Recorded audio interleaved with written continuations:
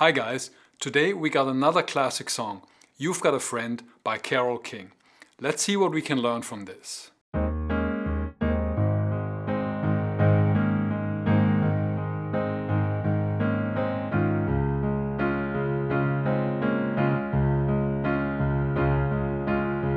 The song starts out with an iconic piano intro.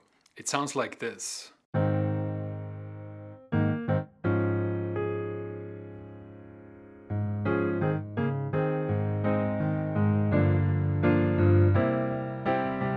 We're in the key of A flat major, and just looking at the chord progression, we have a bar of A flat, the tonic chord, then a bar of the 4 chord, D flat, but the bass note stays on A flat, so that D flat chord is in second inversion. Then back to A flat, and then in bar 4 of the intro, we get G minor 7 to C7. That's a 2-5 progression leading to the F minor chord at the beginning of the verse. But what really makes this intro pop is the move that she uses in the first 3 bars. It works like this. You start with a major triad, in this case A flat, in open position. 1 and 5 in the left hand, and 3 and 1 in the right hand. Then we move the inner voices up the A flat major scale by 1 step, while keeping the root at the top and the bottom. That gives us a 4 chord, in this case D flat in second inversion. We can also move those inner voices down 1 step.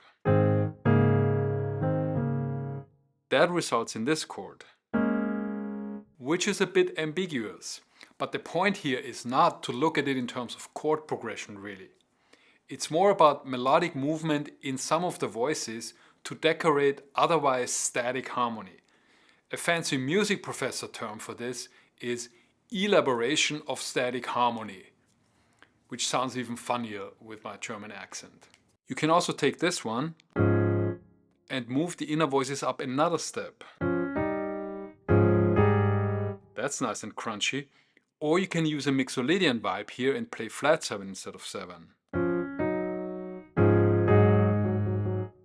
And then you can create all kinds of melodic movement in the inner voices, while the overall implication is either just A flat or A flat to D flat.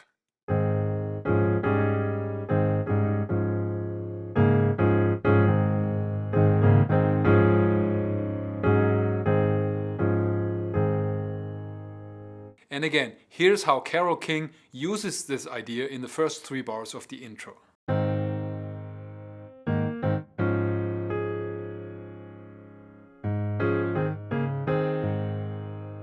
And in bar 4 of the intro, we got G minor 7 to C7. Notice the little melody formed by the top notes of the voicings. As opposed to this, for example. It's those little details that make it next level. Okay, so now we're in the verse, which is 16 bars long. Let's look at the chord progression first. We start on the aforementioned F minor chord, and the first 4 bars more or less oscillate back and forth between F minor and C7. I'm hearing these first 4 bars of the verse in F minor, with the C7 functioning as a 5 chord. But you could also look at the F minor as the 6 minor chord in A flat and the C7 as a secondary dominant. Tomato, tomato. There's also a bit of extra trickery in bar 4, which we'll talk about in a minute. And then the next 4 bars contain a 2-5-1 progression in A flat, the tonic key. Then we get to the second half of the verse. The first chord is G minor 7, followed by another round of alternating C7 and F minor chords. And in the last 4 bars we have B flat minor 7 to C minor 7, and then it moves to the 5 chord, in both suspended and regular form. So next, let's look at the voicings she uses. We start with F minor like this, then C7 first with the 5th in the bass, and then the root, back to the same F minor, C7 over G, and then in bar 4 she plays this. Now that's a similar concept to what she played in the intro. It's basically a bar of F minor, but she creates interest by moving some of the voices down in steps while keeping others the same. Next we have B flat minor 7, which she plays in root position on beat 1, and then she switches to this.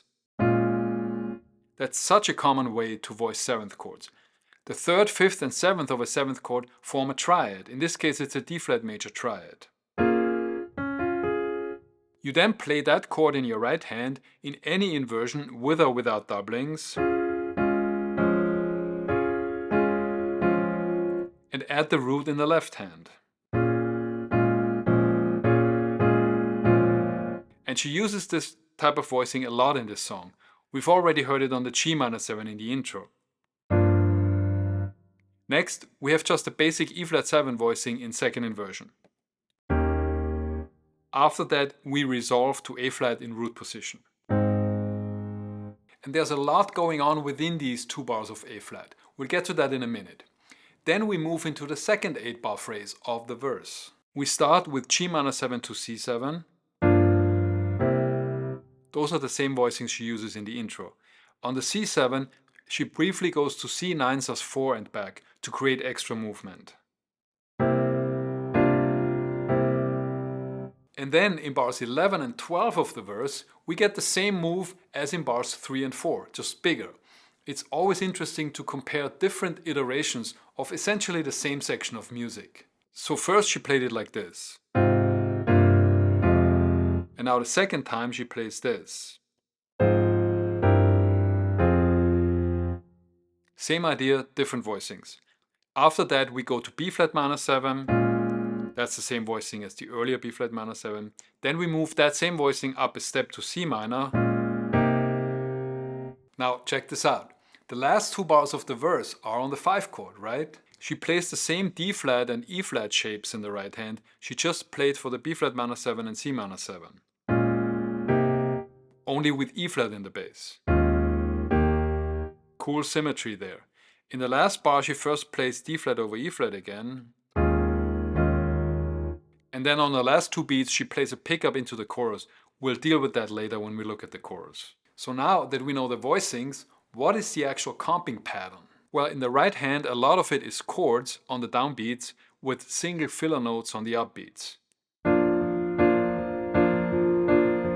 So piano ballad 102, right? Piano ballad 101 would be this. Now there's some nuance here. For example, in bars 1, 2, 5 and 6, she doesn't put a chord on beat 3. So the rhythm in the right hand is essentially this.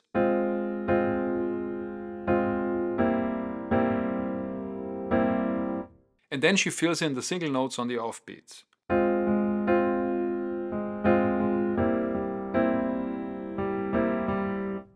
The left hand pattern she uses most often is this. And then there's a whole bunch of variations. Now pitch-wise, the left hand mostly plays the root of the chord, or the root in octaves, or the root on the 5th. And lastly, in bars 7 and 8 of the verse, where the vocals rest, the piano takes over melodic duties. She plays a different variation of the idea she introduced in the intro. It sounds like this.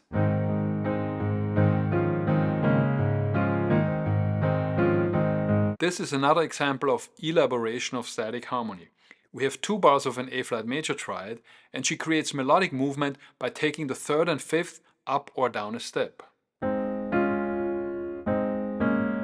And then forming a melody with that.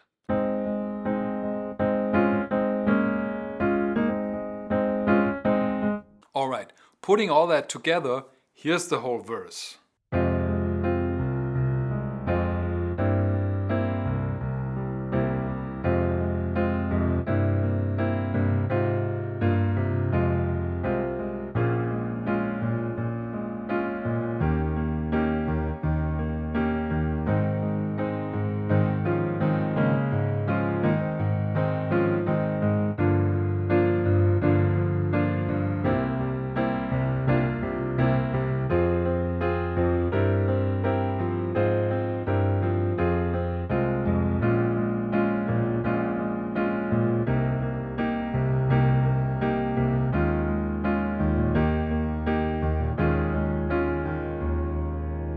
Alright, now we get to the chorus. It's 14 bars long and here's the chord progression. 2 bars of A flat, 2 of D flat, back to A flat for 2 bars, then E flat 9 sus 4 for 2 bars. So 1, 4, 1, 5, no surprises. Then we go back to A flat for one bar, then to A flat major 9 for one bar, and then we get 2 beats per chord. D flat major 7, D flat 6, F minor, A flat 7 over E flat, D flat major 7, C minor 7. And then just one beat of B flat minor 7 followed by a 3-beat hold on D flat over E flat. Notice the acceleration of the harmonic rhythm. We start out with 2 bars per chord, then 1 bar per chord, then half a bar per chord, and then 1 beat. So the chord progression moves faster and faster, which builds excitement.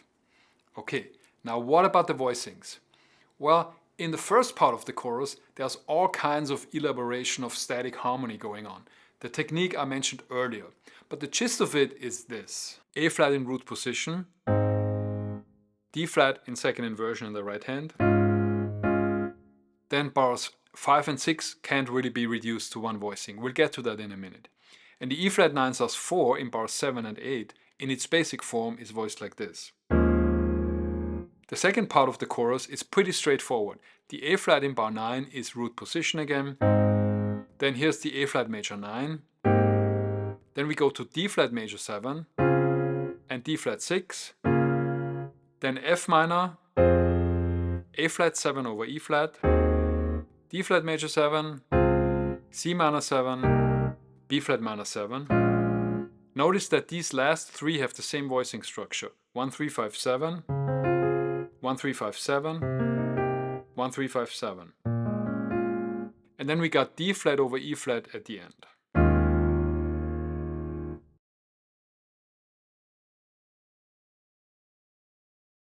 Here's what Carole sings.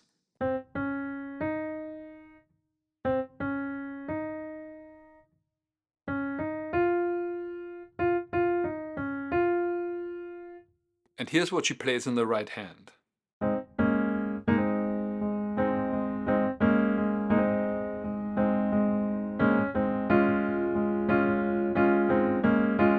Here's the piano part with the vocal melody marked in red. And here is the harmony, which is a third below the melody. Notice that she fills the space where the vocals rest with some extra chords and single filler notes to keep the groove going. Next, we got bars 5 and 6 of the chorus, which are definitely the most unique ones. Here's what she plays.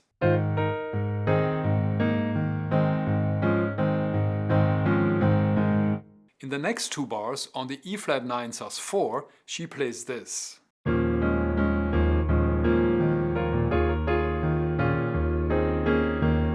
So she uses this voicing as a framework and creates movement within that.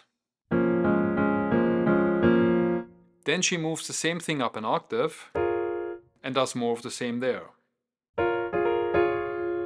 And then on the last couple of beats, she plays this walk down to return to the tonic chord. Okay, let's put it all together. Here's the whole chorus.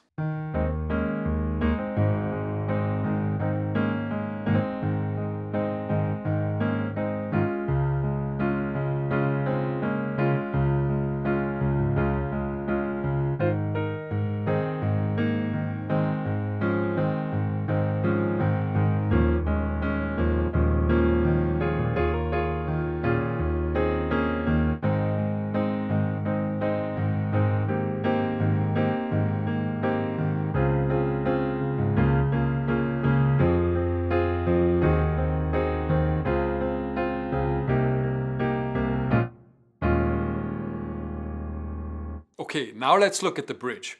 It's 10 bars long, and here's the chord progression. And every chord here lasts for 1 bar. It starts on G flat, and that's a modal interchange chord or borrowed chord from the parallel key of A flat minor. Then it moves to D flat, and then back home to the tonic chord A flat. This progression from flat 7 to 4 to 1 is very common in pop music. It's called a double plagal cadence. Plagal is a fancy term for the progression from a 4 chord down to 1, a perfect fourth down. And the G flat chord is also a perfect fourth away from the D flat. So if you have both moves in a row, it's called double plagal. In bar 4 of the bridge, she moves to A flat major 9. Notice that that move from 1 to 1 major 9 also happened in the chorus. In bars 5 and 6, we got the same chords as in bars 1 and 2, except in the other direction. The D flat is first and then we go to G flat. This time it's G flat 9. That one is both a modal interchange chord and also a sub 5 chord, meaning a tritone substitution, resolving to the following chord F minor. That F minor becomes part of a 2-5 progression, namely F minor to B flat 7, that points to the 5 chord of the key, which is E flat. And the next chord is indeed the 5 chord, first in suspended form and then as a regular dominant 7th. And then we return to the chorus. Okay, next let's look at the voicings of the bridge. We got G flat, the right hand is in first inversion, D flat, right hand in second inversion, and A flat in root position. Then she plays the A flat major 9 like this. Then D flat again, right hand in second inversion. Then G flat 9 on beat 1, followed by a regular G flat 7 for the rest of the bar. Here's the F minor, right hand in first inversion, followed by B flat 9. That's the same voicing as the A flat major 9, right? 1, 7, 9, 3, 5. 1, 7, 9, 3, 5. And then D flat over E flat and E flat 7, right hand in second inversion. In terms of the actual piano part, the thing most worth mentioning here in the bridge is the rhythm in the right hand. If you leave out the rhythmic filler notes, you get this syncopated rhythm in most of the bars.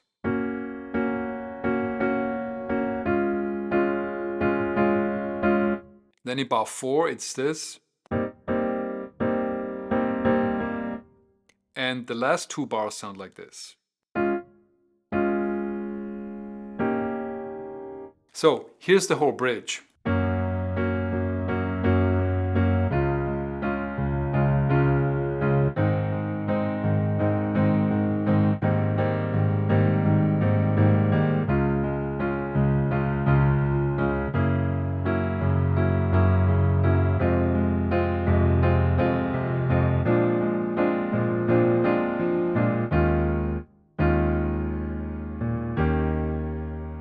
Okay, now all that's left is the tag. It just loops 1 and 4. 1 bar of A flat, 1 bar of D flat over A flat. In the first 2 bars she echoes the intro like this.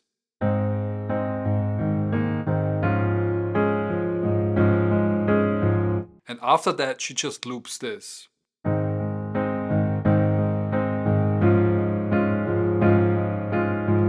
And after 14 bars we end on the tonic chord. And that's it for today. Like and subscribe if you've enjoyed the video, and I'll see you next time. Peace.